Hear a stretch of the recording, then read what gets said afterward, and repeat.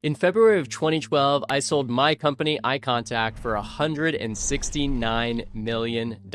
It was the culmination of over a decade of work building the company from zero to over $50 million in annual recurring revenue. Since then, I've coached dozens of SaaS CEOs and fast growth tech unicorn founders through their own exits and large founder liquidity recap rounds. I also lived in Silicon Valley for 8 years, and I got an MBA from Harvard Business School in 2016, where I got to know many brilliant classmates who are now partners at investment banks or leading private equity firms that buy tech companies. So I'm the guy to bring in when you want to sell your tech firm for $100 million or more. So today, I'm going to give you the complete playbook on how to sell your SaaS company. This isn't going to be a high-level overview. This is going to be a detailed, technical, step-by-step guide covering everything from preparing your business for sale to hiring the right investment bank to navigating the M&A process and understanding the deal terms that actually matter. This video is for founders and CEOs who have built a real business. Maybe you're doing $3 million in ARR or more, and you're ready to start thinking about an exit. And it's also going to be valuable for anyone earlier in their journey too. So by the end of this video, you're going to have a clear, actionable framework for how to run a successful exit process and maximize the value of a company that you've spent years building. So when is the right time to sell? Well, first things first, we need to ask this one very important question. When should you sell? There are a few key thresholds to understand. If your business is doing $1 million and $3 million in ARR, you can sell it. But you'll likely be using a marketplace like Acquire.com, Flippa, Empire Flippers, BizBuySell, or Quiet Light Brokerage. You'll get a decent multiple, maybe 3x, 4x revenue, but you won't be running a top-tier M&A process. So that magic number where things start to get really serious and interesting is at about $3 million in annual recurring revenue and up. Once you get past that mark, you unlock the ability to hire a professional, experienced investment bank or M&A advisor. This opens up a much larger universe of potential buyers, including private equity firms and large publicly traded strategic acquirers. And then once you get into that 10 million to 20 million ARR range, that is when 9-figure, 100 million plus exits that I specialize in become a real possibility. So my first piece of advice is don't sell too early. If you sell at 2 million ARR, you might leave tens of millions of dollars on the table compared to what you could get by just waiting another 18 months. Then at 5 or 10 million in ARR, you're big enough to attract meaningful interest from those PE firms and strategic acquirers. Of course, you don't want to wait too long. Markets change, competitors emerge, and founder burnout is real. So when's the best time to sell? Well, it's when your metrics are strong and you have a clear growth story and you're at least 2 to 3 million in ARR. You want to make sure you're at or above the rule of 40, meaning your annual revenue growth rate plus your profit margin is 40% or higher. The revenue multiple for a firm growing 10% per year might be 2x, while a revenue multiple for a firm growing 100% per year might be 10x. So don't underinvest in growth. You'll also need to have systems in place that allow the business to run without you. And finally, your personal reasons really do matter. Are you ready for a new venture? Are you looking to de-risk and secure your family's finances? Are you ready to retire? At the end of the day, an exit is a massive personal and professional decision. For most people, selling their house is the biggest exit of their life, but for you, selling your company will be much bigger than selling your house. So before you do anything else, make sure you're selling at the right time, at the right growth levels, and for the right reasons. Now, preparing your business for sale, the 12-month countdown. Once you've decided to sell, the prep phase begins. This should start 12 to 18 months before you want the deal to close. This is where you get your house in order.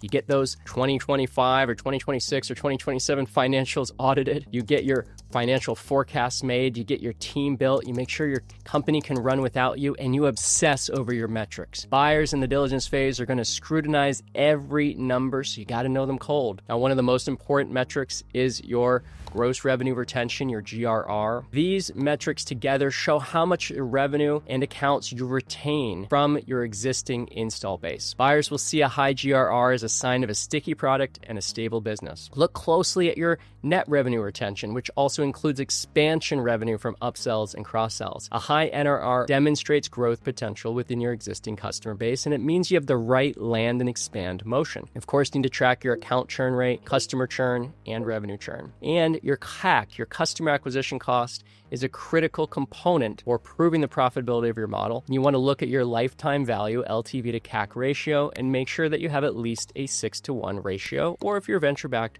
at least 4-to-1. Finally, you want to make sure you know your gross margin. For most SaaS businesses, this should be about 75% or higher. Now, these metrics are important, but there's a layer you need to go beyond just the metrics. You need to prepare your business at an operational level, and that means outbuilding your management team. You can't be the only one who knows how everything works. You got to go from founder mode to system building mode. You need a strong CFO, CTO, and CRO, Chief Revenue Officer, at a minimum, because buyers are acquiring a business that can work without you. They're not just buying a founder. They need to see that a company can continue to operate and grow after you have sailed off into the sunset. And so you need to document everything. Create SOPs in Notion. Write down your internal processes. Document your IP. Make sure you have your IP assignments in place. Make sure you work with your attorneys to review your IP assignments and your customer contracts. This is critical due diligence prep. So get your legal docs cleaned up and make sure all your employee agreements, customer contracts, and your cap table is crystal clear. Work with your lawyer to ensure everything is in order well in advance. And crucially, do not let your foot off the sales and marketing gas. Continue to grow the business throughout this prep phase. A company with declining growth is pretty hard to sell, so you need to be able to make the business run without you, and you need to be able to prove that $1 into marketing can turn into $6 to $8 in lifetime revenue. I tell the CEOs I coach to take 4 weeks off every summer with no emails, no Slack messages, and no calls. This forces your team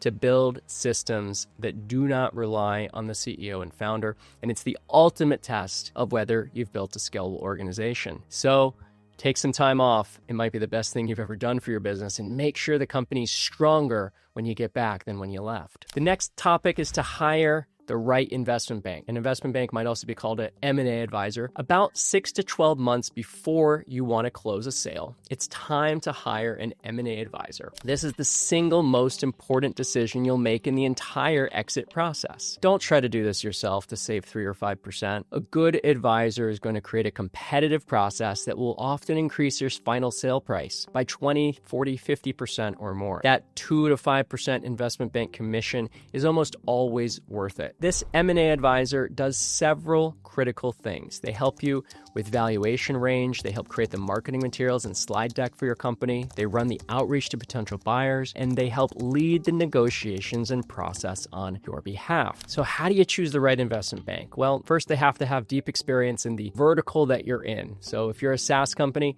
ideally within your specific vertical. So ask for a list of recent deals they've closed within your vertical, within your space of similar size. Check their track record and references. Talk to the CEOs, founders they've worked with, and make sure you've got good chemistry with them. You're going to be working with them for 6 to 9 months. And watch out for some of these red flags. Avoid anyone who doesn't have a clear, structured process. Avoid anyone who doesn't understand your niche well. And be skeptical of advisors who seem too cheap. You'll almost certainly pay 2 to 5% of the transaction, depending on the transaction size. And you'll often be asked for an upfront retainer payment of about $20K to $75K, depending on the size, that is then creditable to the final transaction fee. This is not a place to cut corners. Once you engage your investment bank, your M&A advisor, they'll often start by conducting their own evaluation of your business, identifying any gaps, creating a detailed timeline in the sales process, and explaining how much they think that you'll be able to sell for within a range. Who are the right bankers to consider? Well, if your ARR is sub 2 million, you'll often pick a marketplace like Acquire.com, BizBuySell, Flippa, Empire Flippers, or Quiet Light Brokerage. These are marketplaces, not investment bankers. And if your ARR is 2 million to 5 million, you might want to consider L40, Advantis, Livmo, or Software Equity Group. Now, if you're getting larger and your ARR is in the $5 to $10 million range, you might want to consider Influence Partners, Elantra, Comcap, or Lightning Partners. Now, if you're really getting into the big leagues and your ARR is between 10 million and 50 million, the firm that I like and recommend, reach out to Michael Lyon and Mike Greco at VistaPoint Advisors and tell them Ryan Ellis sent you. They are the best in the business, in my opinion, for bootstrap SaaS founders that are at that 7, 8, 9 million ARR up to about 50 million. And if your ARR is over 50 million, I recommend working with Jerry Darko over at William Blair for either a full sale or a minority recap round. If you're looking for the world's best technology and business news site, look no further than Pulse. Our mission at Pulse is reinventing the daily newspaper for the age of AI. Pulse curates the daily tech news and deals that you need to know about to be at the top of your game, covering SaaS, AI, fintech, cybersecurity, venture capital, and hundreds of other verticals. You can follow the publishers, creators, companies, and investors that you're interested in to get a personalized daily newspaper about everything you care about. This is an application we've built for our community at SaaSRise, and you can create a free account at www.pulse.bot. Now, let's talk about the M&A process. I want to give you a step-by-step walkthrough. Once your investment banker is on board, the formal M&A process begins. It typically takes 6 to 9 months from the signing of exclusivity with your investment bank to the finish line. Step 1 is prep, which often takes about 2 months. Your advisor will work with you to build the marketing materials, your financial forecast, confidential information, memorandum, and prepare the data room. The CIM, the confidential information memorandum, is a 30 to 50 page doc that tells the story of your business, your market, your team, and your financial performance. Your advisor is going to build a target buyer list, including both strategic acquirers, in other words, companies, and financial buyers like private equity firms. Step 2 is market outreach, which takes about 1 to 2 months. Your advisor will contact all potential buyers simultaneously to create a competitive environment. Interested parties sign an NDA and then receive the confidential information memorandum and the slide deck. Step 3 is the management presentation, which can take, again, 4 to 6 weeks. This is where you and your management team will meet with the interested buyers and present the vision for the company and walk them through your metrics and growth plans, ask questions of each other, and see if you have a good chemistry. Expect a couple meetings with each before you're able to get a letter of intent. You might end up doing meetings with 30 firms and then getting LOIs or indications of interest from maybe 5 to 7 firms. Step 4 is receiving those LOIs, those letters of intent. This takes about 2 weeks after the management meetings. Buyers who remain interested will often submit a non-binding LOI, which outlines the price and key terms of their offer. Your advisor will help you compare the offers. And it's important to remember that the highest valuation is not always the best deal. The terms matter immensely. You'll negotiate the key terms and select 1 or 2 buyers to move forward with into a due diligence phase. Step 5 is due diligence. This often takes 45 to 60 days. The buyers and their team of lawyers and accountants conduct an exhaustive review of every aspect of your business. They'll verify your financials, review your legal docs, audit your technology, and often interview some of your customers and team members. This can sometimes feel like a proctology exam. It is not fun, but just know it's 3 months of your life and you're going to get through it. They'll find problems. Every deal has issues. Your job is to be transparent, answer honestly, find that right balance between aggressive vision and practical achievability, and work through the questions collaboratively. Be prepared for this phase to be an emotional roller coaster. Almost every deal nearly blows up once or twice during diligence, and so just keep a level head and a stoic philosophy about you and know that this too will pass. Step 6 is the final negotiations and closing phase. This can take 2 to 4 weeks. Once diligence is complete, you'll finalize the definitive purchase agreement. There may be some final price adjustments based on their diligence findings, and then you sign the docs, and then the wire transfer hits your bank account. Well, first the company's bank account and then your bank account the next day, and the deal is closed, and anyone that invested in you gets their waterfall, and any